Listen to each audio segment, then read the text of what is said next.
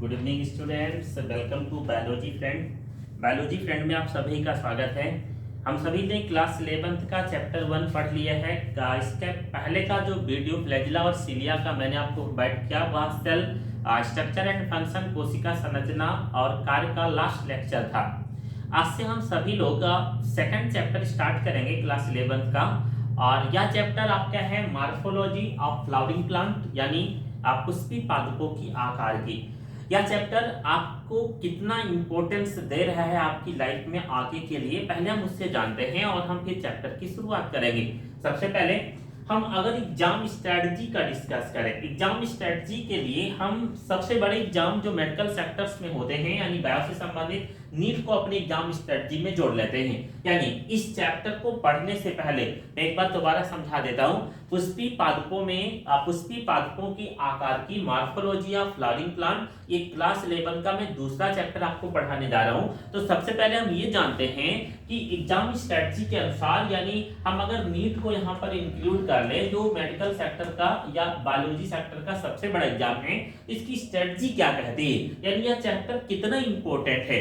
मैं आपको प्रीवियस 2012 से 2022 तक के इस नीट के अकॉर्डिंग इस चैप्टर का महत्व अगर समझाऊं तो कितने क्वेश्चंस, नंबर्स ऑफ क्वेश्चन इस चैप्टर में आते हैं।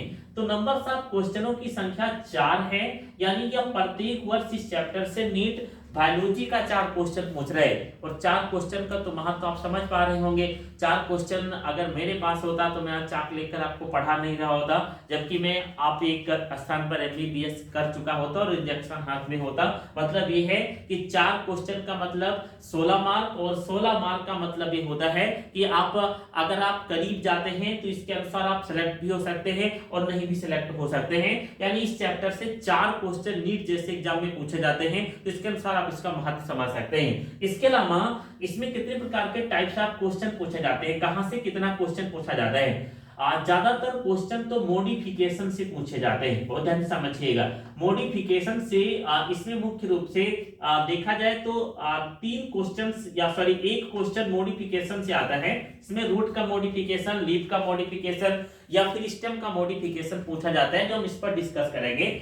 इसके अलावा इसमें और पार्ट जैसे डिफिनीशन से, यानी मुख्य रूप से डिफिनीशन की अगर हम बात करें, परिभाषा की, या फिर हम अगर फैमिली प्लांट्स की बात करें, या फिर हम इसके अंतर्गत टाइप्स ऑफ फ्रूट की बात करें, तो इनसे भी 3 क्वेश्चंस पूछे जाते हैं। यानी टोटल 4 क्वेश्चन इस चैप्टर से पूछा जाता है। यह आपकी हुई एग्जाम स्ट्रेटजी, जिसमें हमने सबसे बड़े एग्जाम नीट को इंक्लूड किया है। आइए हम इस चैप्टर का लेक्चर 1 आज प्रारंभ करते हैं। एग्जाम स्ट्रेटजी को जानना अति आवश्यक था, क्योंकि हम जो चैप्टर पढ़े उसका इंपॉर्टेंस हमें समझ में आना चाहिए।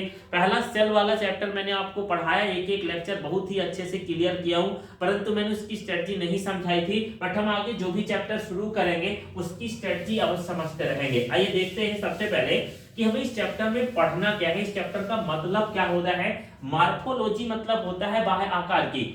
बाह्य आकार की मतलब होता है कि बाह्य संरचना किस प्रकार से पाई जाती है। जनरली जैसे हमारी बॉडी की संरचना है, हाथ, पैर, नाक, कान, बाल, आंख, नाखून, क्लियर, ये जो हमें एक्सटर्नल स्ट्रक्चर में दिखाई देते हैं उसी को हम मार्फोलॉजी कहते हैं। तो जनरली हम प्लांट की मार्फोलॉजी पढ़ने जा रहे हैं, तो मैं बहुत ही बेसिक आपको समझा रहा हूं। हम मान लेते हैं कोई प्लांट है, तो इस प्लांट में क्या क्या पाया जाएगा। इस प्लांट की अगर हम बात करते हैं तो इस प्लांट में पत्ती पाई जाएगी, यानी लीफ पाई जाएगी, जो सामान्यतः एंजियोस्पर्मिक प्लांट में होता है। इस प्लांट में तना पाया जाएगा, वह भाग जो हमें दिखाई नहीं देगा, यानी जड़ पाया जाएगा। इसके अलावा शूट सिस्टम पर यहाँ पर फूल भी पाए जाएंगे, और इसके अलावा फल पाया जाएगा। यानी अगर हम प्लांट्स के मार्फोलॉजी की तरफ चले तो बाहर हमें क्या क्या दिखाई देगा। एक पौधे पर, पादप के ऊपर तना, पत्ती, जड़, फूल और फल। क्लियर हुआ।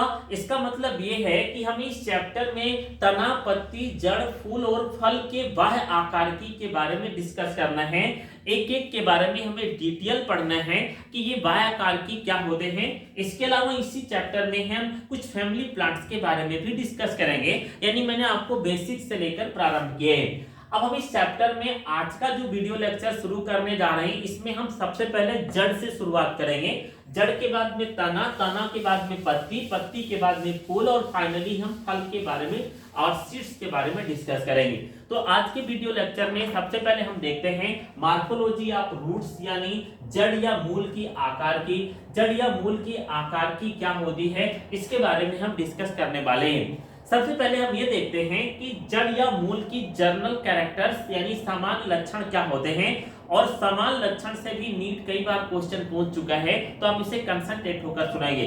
सबसे पहला पॉइंट यहाँ पर लिखा है डेवलप फ्रॉम रेडिकल, यानी जड़ का निर्माण मूलांकुर से होता है। बहुत ध्यान से समझेंगे, यानी किसी भी प्लांट की जो रूट्स है ये मूलांकुर या रेडिकल से ओरिजिनेट होते हैं। मैंने यहाँ एक डायग्राम बना रखा है। मूलांकुर क्या होता है, रूट्स के सेक्शन में हियर लाइक स्ट्रक्चर डेवलप होता है, यानी वह पार्ट्स जनरली एक किसी भी सीड्स के अंदर दो मुख्य पार्ट्स होते हैं जिन्हें हम प्लूम्यूल्स और रेडिकल कहते हैं। प्लूम्यूल्स के द्वारा सूट का फॉर्मेशन यानी तना तंत्र विकसित होता है, जबकि रेडिकल यानी मूलांकुर के द्वारा यानी जड़ तंत्र का निर्माण होता है। यानी ध्यान रखेंगे, बिल्कुल याद रखना है कि जड़ की आकृति में जर्नल फीचर में पहला पॉइंट मैंने मोस्ट इंपोर्टेंट बताया है कि जड़ का निर्माण कभी भी मूलांकुर या रेडिकल के द्वारा होता है। This part is known as the radicle, इसे हम रेडिकल कहते हैं। This is the complete seed. Seed से ईयर लाइक स्ट्रक्चर ओरिजिनेट होता है, ग्रो करता है और जो सॉइल के नीचे की तरफ ग्रो करता जाता है, इसे हम मूलांकुर या रेडिकल कहते हैं। इसके अलावा और भी जनरल फीचर देखते हैं। Roots is positive geotropic. Positive geotropic का मतलब ये होता है कि यह गुरुत्वाकर्षण गति के दौरान, यानी यह गुरुत्वाकर्षण गति जिधर होती है उधर की तरफ, यानी गुरुत्वाकर्षण की तरफ गति करता है। जिधर से गुरुत्वाकर्षण बल पृथ्वी पर लगता है उधर ही इस रूट्स की गति होती है। इसका दूसरा जर्नल फीचर है। दोबारा सुनेंगे, जड़ का निर्माण रेडिकल के द्वारा होता है, परंतु जड़ की गति हमेशा गुरुत्वाकर्षण की दिशा की तरफ होती है, यानी ये पॉजिटिव जियोट्रॉफिक होता है। इन शब्दों का अर्थ जरूर आप समझेंगे जिनसे क्वेश्चन बनाया जा सके। इसके अलावा अगर हम बात करें तो ये पॉजिटिव हाइड्रोफोबिक्स होते हैं। पॉजिटिव हाइड्रोफोबिक्स का मतलब होता है कि जल की दिशा की तरफ, जिधर जल की दिशा होती है उधर भी गति करते हैं, यानी जल की दिशा सॉइल्स के पार्टिकल्स के मध्य होती है और जल की दिशा में रूट्स का गति या निर्माण होता है। इसके अलावा ये निगेटिव फोटोट्रॉपिक होते हैं। निगेटिव फोटोट्रॉपिक का मतलब ये होता है कि ये प्रकाश के विपरीत दिशा में गति करते हैं, यानी प्रकाश के विपरीत दिशा का मतलब ये होता है कि इनका प्रकाश से कोई मतलब नहीं होता। जनरली सूट सिस्टम हमेशा प्रकाश जिधर से आता है उधर की तरफ गति करता है, परंतु रूट सिस्टम पर प्रकाश के विपरीत दिशा में गति करता है, इसलिए हम निगेटिव फोटोट्रॉपिक भी कहते हैं। तीनों पॉइंट्स को मैं एक बार दोबारा रिवाइज कर रहा हूं, ध्यान से सुनेंगे। पहला पॉइंट, ये पॉजिटिव जियोट्रॉपिक होते हैं, यानी गुरुत्वाकर्षण बल की तरफ गति करते हैं। दूसरा पॉइंट, ये पॉजिटिव हाइड्रोफोबिक होते हैं, यानी जल की दिशा में गति करते हैं। तीसरा इंपॉर्टेंट पॉइंट, ये निगेटिव फोटोट्रॉपिक होते हैं, यानी प्रकाश के विपरीत दिशा में गति करते हैं, जिधर प्रकाश होता है उधर इनकी गति नहीं होती है। इसके अलावा किसी भी जड़ वाले पार्ट्स में रूट सेक्शन में क्लोरोफिल एब्सेंट होता है, यानी क्लोरोफिल या हरित लवक जैसा पार्ट्स या आप कहें क्लोरोफिल जैसी संरचना रूट में नहीं पाई जाती है, इसलिए इनमें प्रकाश संश्लेषण की क्षमता नहीं पाई जाती है और इसीलिए इन्हें हम निगेटिव फोटोट्रॉपिक भी कहते हैं। एक बात और मोस्ट इंपोर्टेंट है जो नीट पूछ चुका है, रूट सेक्शन में कहीं भी नोड और इंटर नोड नहीं प्रेजेंट होते हैं, यानी रूट सेक्शन में संधियां और पर्ण संधियां नहीं पाई जाती हैं। जड़ की संरचना में संधियां और पर्ण संधियां बिल्कुल अनुपस्थित होती हैं, ये बात भी आपको याद रखना है। इसके अलावा अगर हम बात करें तो रूट से नीचे की तरफ एक विशेष संरचना से कवर्ड होती है जिसे हम रूट कैप कहते हैं। तो मैंने आपको कुछ मोस्ट इंपोर्टेंट सामान्य लक्षण समझाए हैं, मैं एक बार सारा रिवाइज करता हूं। मोस्ट इंपोर्टेंट है, इसको जरूर समझेंगे। पहला, जड़ का निर्माण मूलांकुर से होता है। दूसरी बात, जड़ में गुरुत्वाकर्षण की तरफ गति करने की क्षमता होती है, यानी ये पॉजिटिव जियोट्रॉपिक होती है। जड़ में हाइड्रोफोबिक यानी जल की दिशा में गति करने की, जल की दिशा जिधर होती है उधर इनके root hairs, primary root, secondary roots originate होते हैं और इनमें क्लोरोफिल एब्सेंट होता है। ये निगेटिव फोटोट्रॉफिक होते हैं, इनमें नोड और इंटरनोड नहीं पाया जाता है और इनका जो लास्ट सेक्शन होता है वह रूट से कवर्स यानी रूट कैप से, जिसे हम मूल गोप कहते हैं, इससे कवर्ड होता है। अब अगर हम जड़ की संरचना की तरफ चले यानी जर्नल फीचर के बाद अगर हम संरचना की बात करते हैं तो जड़ की संरचना किस प्रकार से बनती है। जनरली अगर हम जड़ की संरचना की तरफ चलते हैं तो जड़ की संरचना में एक सिस्टम बनता है जिसे हम रूट सिस्टम के रूप में जानते हैं। अब रूट सिस्टम क्या है यानी मूल तंत्र क्या होता है। रूट सिस्टम का मतलब ये होता है कि जड़ की संरचना में कौन कौन सा पार्ट्स पाया जाता है यानी parts of root. Root system means parts of roots यानी जड़ की संरचना या जड़ के भाग। पार्ट्स ऑफ रूट की अगर हम डिस्कस करें, संरचना पर बात करें तो पार्ट्स ऑफ रूट्स मुख्य रूप से दो भागों में अलग अलग बटा होता है। एक को हम कहते हैं टैप रूट सिस्टम, क्लियर, और दूसरे को कहते हैं, बहुत ध्यान से समझिएगा, टैप रूट सिस्टम के अलावा दूसरा जो सिस्टम बनता है उसे हम कहते हैं एडवेंटिशियस रूट सिस्टम। यानी एक होगा टैप रूट सिस्टम और दूसरा होगा adventitious root system. Tap root system के बारे में हम सबसे पहले समझते हैं, देन इसके बाद में हम एडवेंटिशियस रूट सिस्टम समझेंगे। टैप रूट सिस्टम क्या है।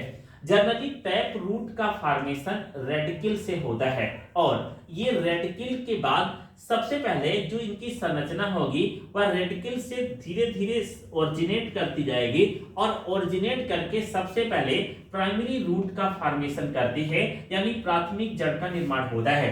देन प्राइमरी रूट्स के बाद में इन संरचना से सेकेंडरी रूट्स और देन इसके बाद में टर्सरी रूट्स का फॉर्मेशन होता है यानी प्राइमरी रूट्स आगे चलकर सेकेंडरी रूट्स का फॉर्मेशन करती हैं, बहुत सारी द्वितीयक जड़ों का निर्माण होता है। देन द्वितीयक जड़ें आगे चलकर पुनः तृतीयक जड़ों का निर्माण करती हैं और फिर तृतीयक जड़ों पर बहुत सारे रूट शियर्स डेवलप होते हैं।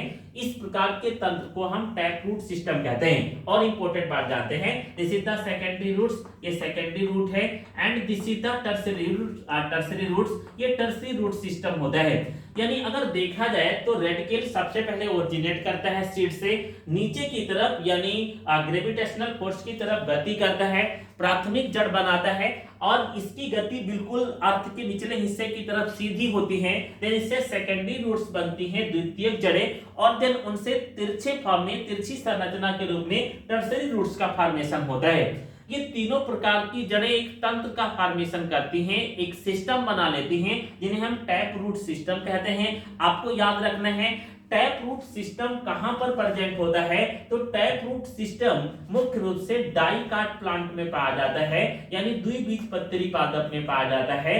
और टैप रूट सिस्टम के लिए एनसीईआरटी ने एक एग्जांपल दे रखा है जिसे हम मस्टर्ड का प्लांट या फिर हम सरसों का पौधा कहते हैं, यानी सरसों के पौधे में हम टैप रूट सिस्टम देख सकते हैं। एक बार मैं इसको अच्छे से समझा रहा हूं, ये डायग्राम मैंने पहले से भी बना रखा था। This is the primary root, ये एक प्राइमरी रूट्स है, then this is the secondary roots, ये इसकी सेकेंडरी जड़ है, and this is the tertiary root, ये इसकी तृतीयक जड़ें होते हैं। तो टैप रूट सिस्टम का निर्माण रेडिकल से होता है, डाइकाट प्लांट में प्रेजेंट होता है, मुख्य रूप से सरसों या मस्टर्ड इसका एग्जांपल है।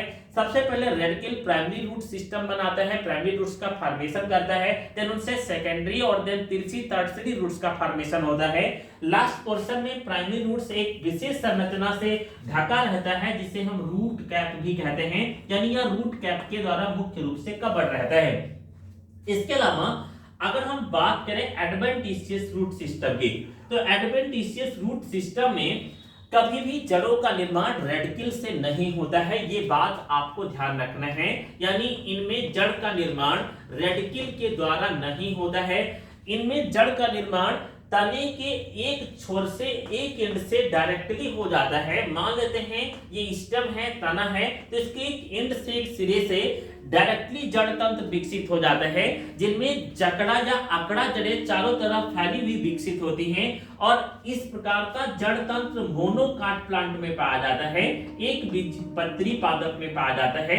जनरली अगर हम मोनोकाट प्लांट का एग्जांपल लें तो इसका बेस्ट एग्जांपल मक्का यानी चिया मेज का प्लांट होगा। This is the adventitious root system. दोनों में हम डिफरेंस भी क्लियर करते हैं। रेडिकल के द्वारा dicot root system tap root का फॉर्मेशन होता है, जबकि इसमें एडवेंटिशियस रूट सिस्टम में रेडिकल का कोई फॉर्मेशन रूट्स के रूप में नहीं होता है। इसके अलावा डाइकाट रूट सिस्टम में primary then secondary then tertiary roots का फॉर्मेशन होता है और फाइनली प्राइमरी रूट्स नीचे की तरफ रूट कैप से कवर्ड होती है, जबकि एडवेंटिशियस रूट सिस्टम में सारी जड़ें एक साथ गुच्छों के रूप में फॉर्म होती हैं स्टेम वाले पोर्शन से, इसलिए चारों तरफ फैली होते हैं। इनमें प्राइमरी सेकेंडरी और टर्सरी रूट्स जैसी कोई सिस्टम या संरचना नहीं पाई जाती है।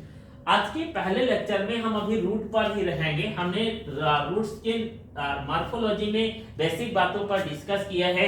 हम देन रूट का स्ट्रक्चर और मॉडिफिकेशन ऑफ रूट पर डिस्कस लेक्चर 2 में करेंगे।